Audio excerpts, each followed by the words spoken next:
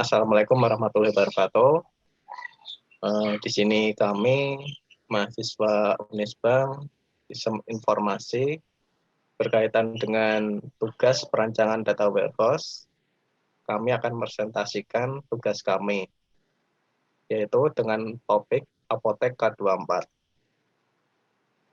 Anggota kita yaitu ada saya sendiri, Elang Putro Priambodo, kemudian ada Efta Riana Putri, berikutnya Rina Koirunisa, kemudian Elisa Febriani, dan terakhir Tabita Salsabila. Next. Yang pertama di sini membahas business background, yaitu Apotek K24 sendiri. Apotek K24 adalah jaringan apotek waralaba nasional yang tersebar di beberapa kota di Indonesia. Apotek ini pertama kali berdiri pada tanggal 24 Oktober 2002 di Yogyakarta, Indonesia. Apotek K24 merupakan jaringan waralaba yang dimiliki oleh PT K24 Indonesia dan pendirinya bernama Dr. Gideon Hartono. Apotek K24 meraih puluhan penghargaan dari berbagai institusi seperti MURI, AFI, SBA, ISMBA, dan Markos INC. Berikutnya, di sini yaitu business needs. Yang pertama yaitu memberikan dukungan strategis dan taktis kepada Departemen Penjualan dan Keuangan Apotek K24. Kedua, identifikasi produk penjualan dan permintaan. Ketiga, produk mana yang memiliki penjualan tertinggi dan terendah. Berikutnya di sini adalah business dimension. Ada 3 dimensi, yaitu pertama ada dimensi obat. Tabel obatnya yaitu ada KD obat, nama obat, expired date, dan harga. Pada dimensi waktu, tabelnya terdiri dari kode waktu, tahun, bulan, hari, dan tanggal. Pada dimensi supplier, dengan tabel dimensi ya ada kode obat, kode supplier, nama supplier, alamat, dan nomor HP. Pada dimensi cabang, terdapat kode cabang, nama cabang, dan alamat. Berikutnya, untuk fiskal data akan dijelaskan oleh teman saya, Efta Riana Putri. Baik, di sini ada physical data, yaitu penjualan, pembelian, dan persediaan obat. Ada tiga tabel fakta, antara lain tabel fakta penjualan, tabel fakta pembelian, dan tabel fakta persediaan obat. Pada tabel fakta penjualan terdapat kode obat, kode cabang, kode waktu, jumlah jual, dan total penjualan. Lalu pada tabel fakta pembelian terdapat kode obat, kode waktu, kode supplier, jumlah pembelian, dan total pembelian. Lalu yang terakhir ada tabel fakta persediaan obat. Terdapat kode obat, kode waktu, jumlah obat, dan jumlah obat keluar. Next. Lalu ada skema analis. Yang pertama ada start skema penjualan. Di sini ada tabel fakta penjualan yang memiliki tiga dimensi. Yang pertama ada dimensi obat. Di dalamnya terdapat kode obat, nama obat, expired date, dan harga. Selanjutnya ada tabel dimensi cabang. Terdapat kode cabang, nama cabang, lalu alamat. Lalu ada dimensi waktu. Ada kode waktu, tahun, bulan, hari, dan tanggal. Next. Yang kedua ada start skema pembelian. Di sini ada tabel fakta pembelian yang memiliki tiga tabel dimensi. Yang pertama ada dimensi obat. terdapat kode obat, nama obat, expired date, dan harga. Lalu ada tabel dimensi supplier, terdapat kode supplier, nama supplier, alamat, dan nomor HP. Terakhir ada dimensi waktu, terdapat kode waktu, tahun, bulan, dan hari. Selanjutnya akan dijelaskan oleh Vina Hoirunisa. Baik, di sini saya akan menjelaskan tentang star skema persediaan obat. Nah, di sini terdapat 2 tabel dimensi dan 1 tabel fakta. Nah, di dimensi obat ini terdapat kode obat, nama obat, expired date, dan harga. Di dimensi waktu terdapat kode waktu, tahun, bulan, hari, dan tanggal. Dan yang terakhir di tabel fakta ada kode obat, kode waktu, jumlah obat masuk, dan jumlah obat keluar. Next. Berikutnya ada physical data obat. Nah, di sini terdapat 4 field. Yang pertama ada kode obat, ya, terus seterusnya ada nama obat, ada expired date, dan harga. Nah, contohnya itu ada kode obat yaitu 1 BRS dengan nama obat ZZHV dengan expired date tanggal 21 bulan 11 tahun 2020 dengan harga 67.000. Next. Nah, di sini terdapat physical data waktu pada data pembelian. Di sini terdapat 5 field. Yang pertama ada kode waktu, ada tahun, bulan, hari, dan tanggal. Contohnya di sini ada kode waktu 1001 dengan tahun 2000, bulan Januari, hari Senin, dan tanggal 3. Nah, berikutnya akan disampaikan oleh Elisa Febriani. Baik, di sini saya akan menjelaskan tentang physical data waktu pada data penjualan selama 5 bulan. Di sini terdapat 5 field, itu ada kode waktu, tahun, bulan, hari, dan tanggal.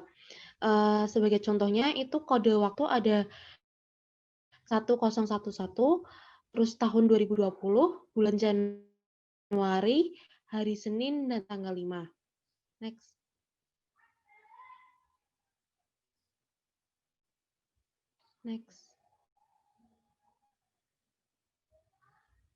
Ini selanjutnya ada physical data supplier. Itu ada kode supplier, nama supplier, alamat, dan nomor HP. Itu contohnya untuk kode suppliernya itu ada 1021 dengan nama supplier Vina Hoirunisa, alamat Jalan Kusuma Wardani 1, nomor HP 8921234431. Lalu selanjutnya ada physical data cabang. Itu ada 3 field, ada kode cabang, nama cabang, dan alamat. Contohnya di kode cabang ada 1031 dengan nama cabang Apoteka 24 Ngalian, alamat Jalan Ngalian Raya 2B. Next.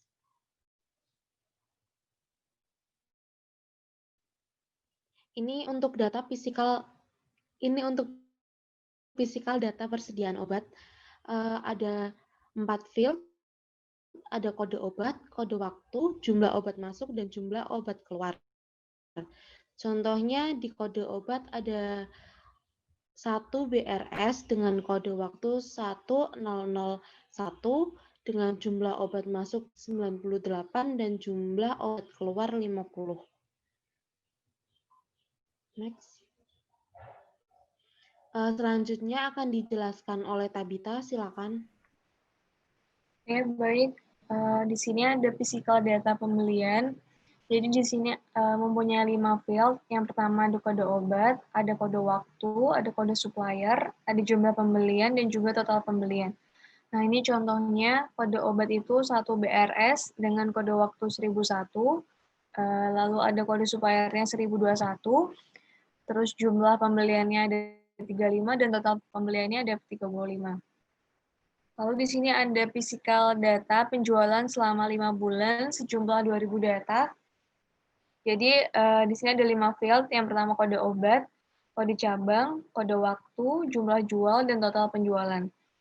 Nah, contohnya ini kode obat itu 1 AMB dengan kode cabangnya 1031, lalu kode waktunya 1011, jumlah jualnya 5, dan total penjualannya 5. Nah, lalu ini ada report dari data warehouse kita, itu ada 7 report. Yang pertama, itu ada laporan penjualan tertinggi di setiap cabang Apotheka 24 per 5 bulan, lalu ada laporan penjualan obat terlaris pada setiap cabang per 5 bulan, terus ada laporan penjualan obat paling laris di semua cabang per 5 bulan, lalu ada laporan jumlah pemasok terbanyak per 5 bulan, ada laporan penjualan Apotheka 24 selama 5 bulan, ada laporan jumlah obat masuk per 5 bulan, dan ada laporan jumlah obat keluar per 5 bulan.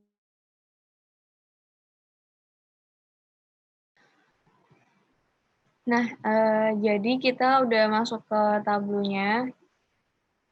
Di sini ada data source. Jadi di data source ini itu ada dimensi obat. Itu berrelasi dengan 3 dimensi, yaitu dimensi pembelian, dimensi penjualan, dan juga dimensi persediaan obat. Nah, di dimensi pembelian ini juga berrelasi dengan dua dimensi, yaitu dimensi supplier dan juga dimensi waktu masuk. Lalu di dimensi penjualan itu dia berrelasi dengan dua dimensi juga, ada dimensi cabang dan juga dimensi waktu keluar. Nah, kita langsung ke laporannya. Nah, oke, jadi kita ke laporan yang pertama, itu ada laporan penjualan tertinggi di setiap cabang Apotheka 24 per 5 bulan. Nah, jadi penjualan tertinggi itu ada di cabang Apotheka 24 Batang, dengan total penjualan ada 537 piece obat per 5 bulan, dan penjualan paling rendah itu ada di Apotheka 24 Ngalian, itu sejumlah 459 piece obat per 5 bulan. Oke, selanjutnya akan dijelaskan oleh Elang. Laporan berikutnya yaitu laporan penjualan obat terlaris pada setiap cabang per 5 bulan. Untuk penjualan terlaris pada Apotek Batang ada obat Neuroblon City dengan jumlah 327 dan Neurotex 327. Untuk Apotek Demak juga sama dengan penjualan tertinggi yaitu Neuroblon City dan Neurotex. Untuk berikutnya Apotheka 24 Mijen, obat tertinggi yaitu Neuroblon City dan Neurotex. Untuk Ngalian juga sama, Neuroblon City dan Neurotex. Untuk Apotheka 24 Tembalang, obatnya sama, Neuroblon City dengan jumlah 349 dan 349. Berikutnya.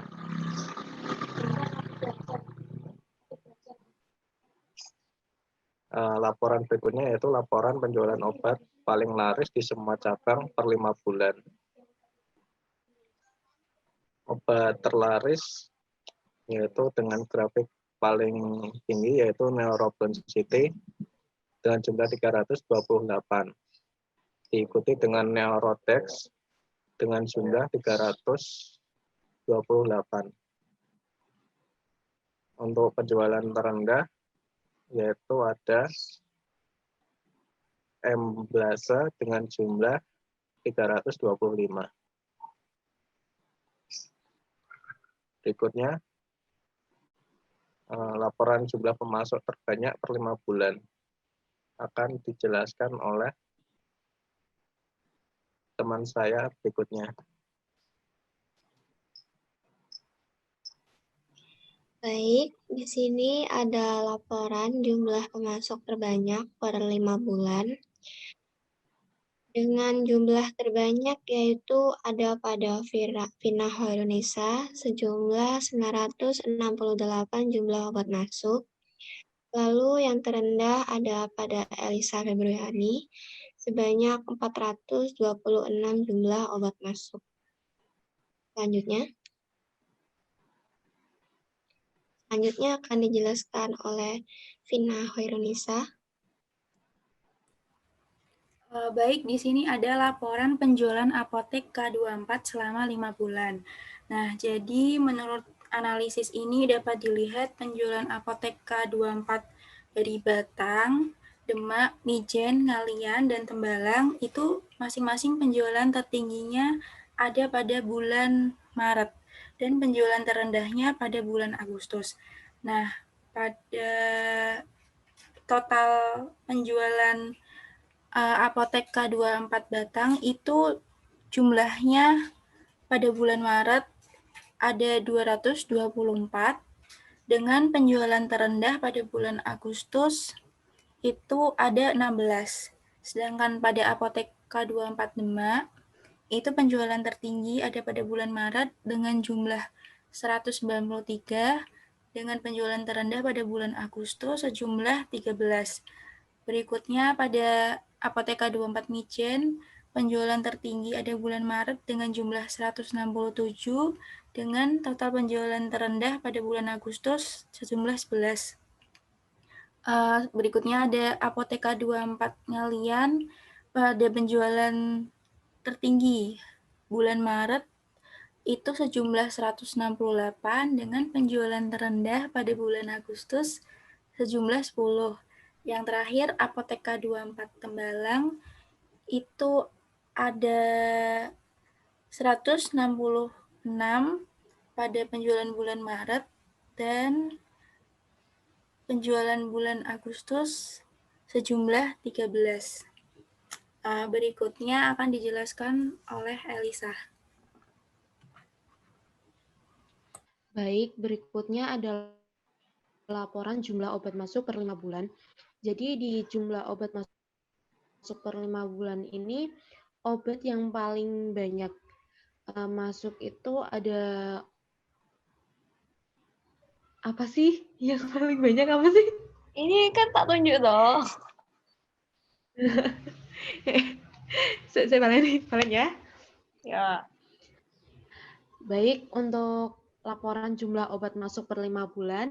Jadi di jumlah obat masuk per 5 bulan ini, obat yang paling banyak masuk itu ada paracetamol dengan jumlah obat masuk 101, terus juga ada Paramek dengan jumlah masuk 101. Untuk yang terendah itu ada OBH Kombi Batuk, itu dengan jumlah obat masuk 36. Next. Untuk yang terakhir, ini ada laporan jumlah obat keluar per 5 bulan. Di jumlah obat keluar ini, paling banyak ada Captoril 12,5 mg, itu dengan jumlah obat keluar 89, dan paling sedikit itu ada OBH Kombi Batuk dengan jumlah obat keluar 23. Lalu ada sarung tangan juga itu sama dengan OBH Kombi dengan jumlah obat keluar 23. Sekian presentasi dari kita. Terima kasih. Mohon maaf jika ada salah kata. Sekian presentasi dari kelompok kami. Jika ada salah kata, mohon dimaklumi. Wassalamualaikum warahmatullahi wabarakatuh. Waalaikumsalam warahmatullahi wabarakatuh. Thank you guys and happy enjoy.